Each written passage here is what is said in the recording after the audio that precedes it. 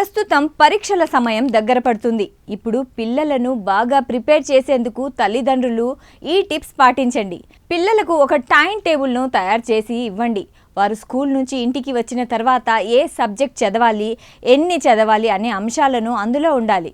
పిల్లలు టీచర్లు చెప్పిన పాఠాలను చదవాలంటే ఇంట్లో ప్రశాంతమైన వాతావరణం ఉండాలి. కాబట్టి వారు చదువుకునే టైంలో టీవీ ఆఫ్ చేయండి. వీలైతే ఇంట్లో వారికి ఒక స్టడీ రూమ్ను ఏర్పాటు చేయండి. దీనివల్ల పిల్లలు బాగా చదివే అవకాశం ఉందని నిపుణులు అంటున్నారు. గణితం, సైన్స్ కొన్ని సబ్జెక్టులు కొంచెం కష్టంగా ఉంటాయి. కొన్నిసార్లు పిల్లలకు అవి అర్థం కాకపోవచ్చు. కానీ మీ పిల్లలకు ఏ సబ్జెక్టులో మార్కులు తక్కువ వస్తున్నాయి, ఎందులో ఫెయిల్ అవుతున్నారో గుర్తించండి. తర్వాత వారిని మీరు దగ్గర ఉండి చదివించండి. తల్లిదండ్రులు పిల్లలతో క్లోజ్గా ఉంటూ చిన్న చిన్న లక్ష్యాలను పెట్టుకోండి. తర్వాత పిల్లలు మీరు అనుకున్నట్లు ఎక్కువ మార్కులు సాధిస్తే వారికి గిఫ్ట్లను అందించండి. అలా అని ఎప్పుడు పిల్లలను చదవమని కోపంగా చెబితే మొదటికే మోసం వస్తుంది.